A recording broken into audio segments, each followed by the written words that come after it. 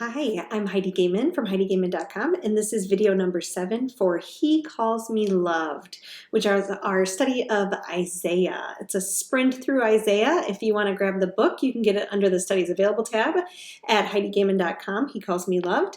And if you're just doing the videos, you're welcome to do that too. And today we're going to study the concept of awake. He calls you awake.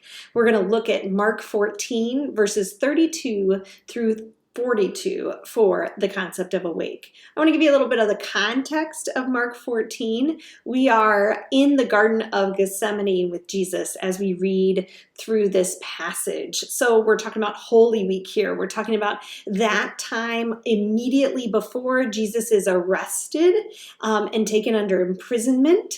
And it's not long at all, not very long at all before his crucifixion. When we enter here, they have just eaten the Last Supper. Jesus and his disciples together have eaten the Last Supper, and now they've gone out to the Garden of Gethsemane. So our guiding question for this particular study video is, what does awake look like? What does awake look like?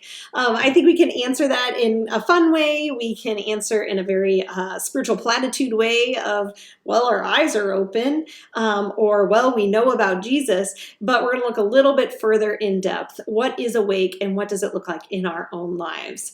So let's read Mark 14, 32 through 42 together, and then we'll work through it slowly and go through 3 segments of our study today. And they went to a place called Gethsemane, and he said to his disciples, "Sit here while I pray." And he took with him Peter and James and John, and began to be greatly distressed and troubled. And he said to them, "My soul is very sorrowful, even to death. Remain here and watch." And going a little further, he fell on the ground and prayed that if it were possible, the hour might pass from him. And he said, "Abba, Father, all things are possible for you. Remove this cup from me, yet not what I will, but what you will." And he came and found them sleeping. And he said to Peter, "Simon, are you asleep? Could you not watch 1 hour? Watch and pray that you may not enter into temptation. The spirit indeed is willing, but the flesh is weak." And again he went away and prayed, saying the same words. And again he came and found them sleeping, for their eyes were very heavy, and they did not know what to answer him. And he came to the 3rd time and said to them, "Are you still sleeping and taking your rest? It is enough. The hour has come. The Son of Man is betrayed into the hands of sinners. Rise, let us be going. See, my betrayer is at hand." Was pretty clearly a difficult passage. There's a lot of spiritual struggle and turmoil in there, but we learn a lot about the basic idea that we are called to be awake. We are called to be awake. And if you look at the book He Calls Me Loved, you'll see some different passages in Isaiah that really talk about awake. And in one of them in particular, it's about Jesus coming as a baby in Bethlehem and being awake to who he is and what he's doing in our world with us. Today we're going to go through 3 segments. We are called to be awake by sitting with God and with others. We are called to be awake by watching for what God is doing.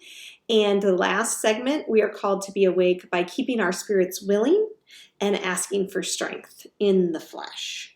All right, so let's do part 1. We are called to be awake by sitting with God and others. I think we see this best in verses 32 and 33. Let's read those again. And they went to a place called Gethsemane, and he said to his disciples, "Sit here while I pray." And he took with him Peter and James and John, and began to be greatly distressed and troubled. There is so much power in sitting with our own trouble and struggle, as well as sitting with other people in their trouble and struggle. I don't think we have to make it harder than it is. The first step of being awake is being there and showing up. You hear that a lot if you read anything at HeidiGaiman.com, that there is so much about the gospel in showing up for other people. We often want to do things. We want to do all the stuff and make sure we're doing the right thing and saying the right words. That's often what the world asks of us. They want us to do the right thing. They want us to be just right and have just the right language and do all the right things. But you know what? God just asks us to sit with his people and to sit with him, and sometimes do the stuff. Sometimes we're gonna, step in further in relationships and go the distance. However, it starts with sitting with one another. I think that God says that to us in his word. The fact that he gives us this whole Bible that's about him, a letter from him, a time for communication with him when we read it, that it's living and active and going back and forth when we share with him, is him saying, just sit with me. What kind of ways do you sit with God? Do you come before him? That starts, if you don't have any ways, no shame, right? That is not a thing you do right now, although you're watching this video, so you made that time for God, right? Also, just add anywhere on your paper, anywhere in your notebook or in your book, if you're listening, 5 minutes. 5 minutes in his presence. What would that look like ideally for you? How is God calling you to sit with him? What does 5 minutes just in his presence? Maybe there's no words. Maybe there are words. Maybe that includes prayers for other people. Maybe it's just about you and your relationship with God. Maybe it's just about him and what he does. Maybe it's about discerning what he's calling you to do. But I want you to write somewhere 5 minutes in his presence. And I want you to take the opportunity as part of your discussion to actually do that. What would that look like? And kind of discerning what awake and sitting with God looks like for you. Then applying that to our relationship with other people. Who can you turn to? Who in your life is God calling you to say, may I sit with you? Instead of forcing our presence upon people, of course, it's an act of grace. And so asking them, may I sit with you? And occasionally we need to say, I'm going to sit with you, because people also don't know always what they need. And especially in deep despair, I think sometimes people need personal space, and then sometimes we need to kind of pull into that relationship and say, I'm going to sit with you for a minute, even if that allows for actual physical space, letting them know I'm sitting with you in different ways, through a text, through a phone call, through a card, whatever.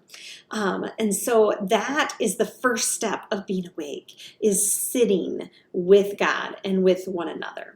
The second part is watching for what God is doing. And we see this in Mark in verses 33 through 36. Let's read those again. And he took with him Peter, James, and John, and began to be greatly distressed and troubled. So it's interesting, number one, that he takes people with him. Jesus, he doesn't need us. He doesn't have to use us, but he does. We are the Peter, James, and John of God's people. He's called us to that space to be more intimate with him, to be pulled into what he's doing. Then verse 34, and he said to them, my soul is very sorrowful, even to death. Remain here and watch. And so he invites them into this concept of watching. And going a little further, he fell on the ground and prayed that if it were possible, the hour might pass from him. And he said, Abba, Father, all things are possible for you. Remove this cup from me, yet not what I will, but what you will. And so we see him asking for us to watch alongside him. And so that's what we do. All over Scripture, it talks about Jesus coming. And so through the Old Testament believers are waiting and watching for that baby to be born in Bethlehem. They didn't know that's what it was going to look like, but they're waiting and watching for this coming Messiah. Jesus comes, he dies and rises again, and the disciples watch and see the testimony of all he's doing, all he's healing, all he's saying, all Jesus is doing during his 33 years on earth. And then he's ascended into heaven. And we, as New Testament believers, are then given the call to watch for the hour that's coming where he comes again for us.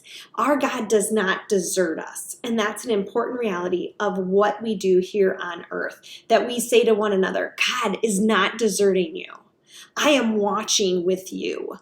And I need you to say that to me too. We need one another to say that to each other. God is not deserting you. He is here. I am watching with you. We are watching for him. What is he doing today in our lives today? Through his death and resurrection, through all of that stuff, what does that look like today? And then what are we looking for tomorrow from him? What are we looking for him when he returns? And talking about his faithfulness in all those spaces, today, tomorrow, and eternity. even when it's uncomfortable to think about what God is doing. Because what is Jesus doing here? He's deeply troubled. He knows that there's pain in the future. He knows that there's heartache. He knows that there is deep shame put on him from the sins of the whole world. And he knows all of that. And I think sometimes that's one of the hardest places we're in with God, where we know that he is not stepping in to limit those things in our own lives. We get frustrated, we wrestle, and we do feel deserted. And instead, we have all of those people around us.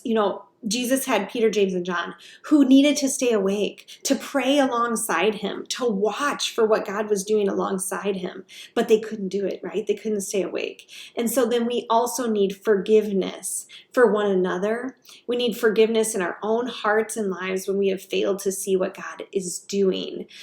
We do that in community with one another. We help one another to see the forgiveness instead of hiding, instead of being ashamed of our failures at times, instead of really putting shame on each other for when we fail to see and watch and see what God is doing. Instead, we share with one another and watch with one another by sharing what we see that God is doing or what he's done in our lives that we know and that applies to what God's doing in theirs. We often want to escape the sorrow of others. Let's be honest, grief is really uncomfortable. We want to escape our own sorrow a lot of the times.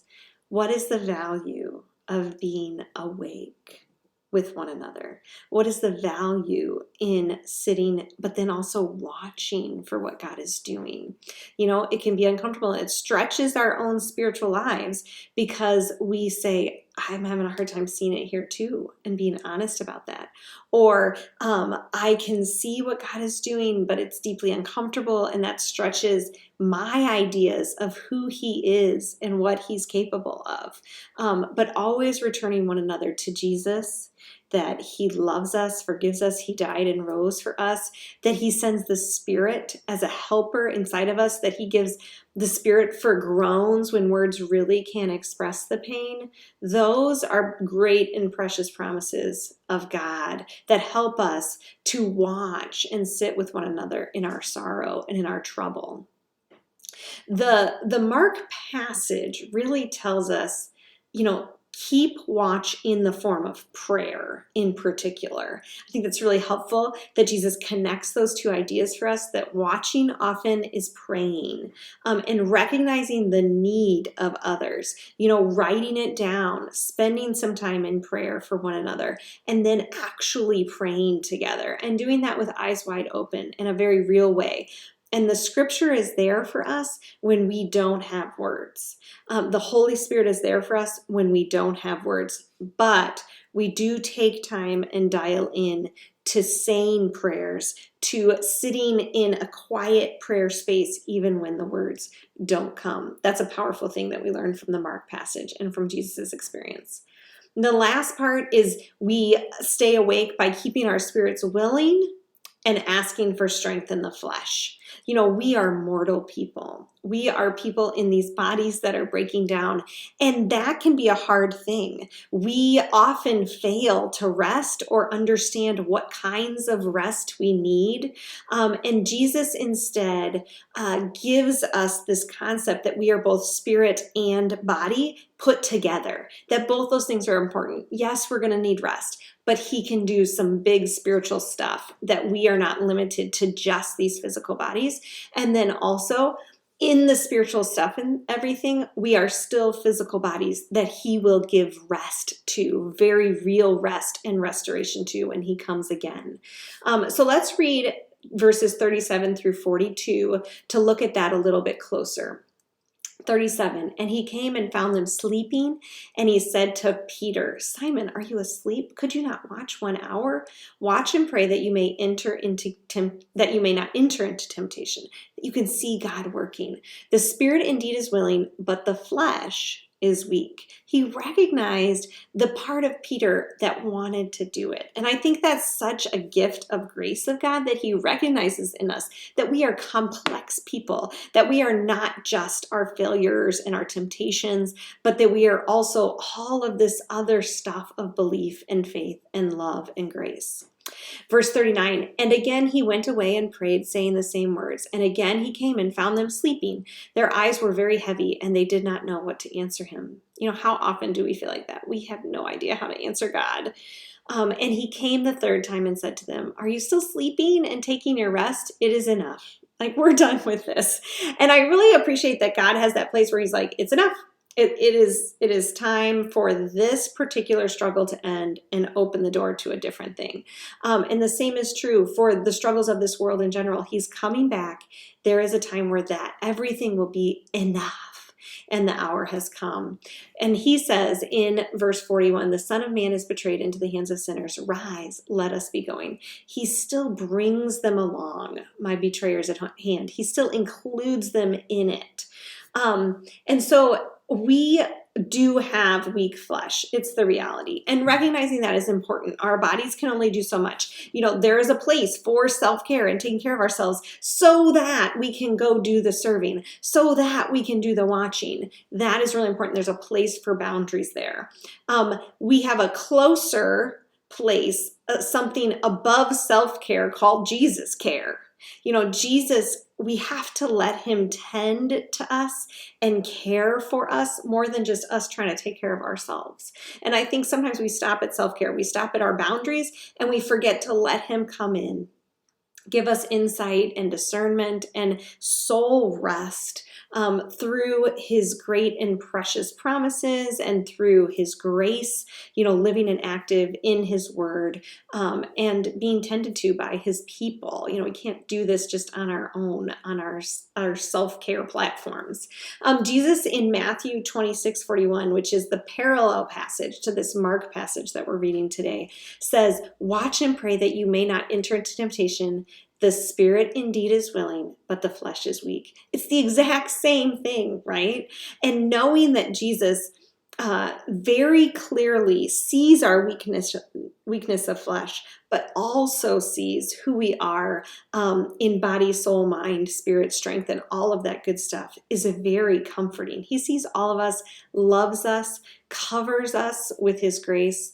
Romans 8:6-7 also reminds us that our flesh is so often hostile to God. You know, there is a place where we were before our baptisms, we were before we knew Christ, where we really don't, in that place, we don't want anything to do with God. And I think sometimes it rises up still because we live in a fallen world with this original sin as part of us, with mortal flesh. And so just recognizing, you know, where is my hostility to God? What brings it out in me? What brings out those places and spaces where I push God away? And asking ourselves those hard questions is one thing that I'm going to ask of you in the discussion piece. In what ways is it hard for your body to fully engage? You know, do you get mentally tired? Do you get heartsick and, you know, the empathy just becomes too much? Do you physically deal with, you know, chronic pain or things like that, migraines, anything? What barriers exist for you physically to offer care or concern for someone? You know, honestly, recognizing those things, asking God to tend to them is very important. In what way is your particular body limited?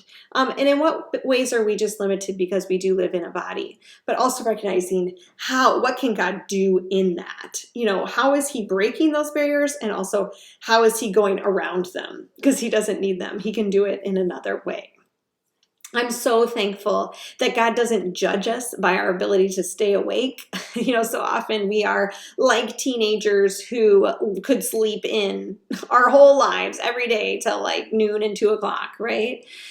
Spiritually. But God sees all of us. He sees that those times that we have been awake, the times we didn't fail, because we are not just those one thing that defines failure for us. Instead, He sees all of us. And then also, again, the Spirit intercedes for us. It's there for us and sits on our behalf. And He brings people to mind for us that we can pray for. He does all these things in our spirits and in our bodies, and we don't want to limit Him to what we can see and hear. There's a lot going on behind the scenes in us and through us that we do not see.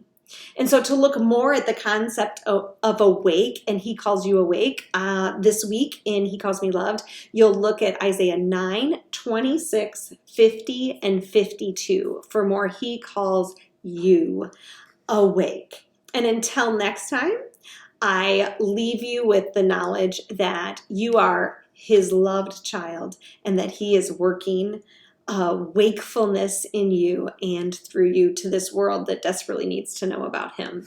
Next time we'll cover He Calls You Gathered, and that will be our last video for He Calls Me Loved. I'll see you next time.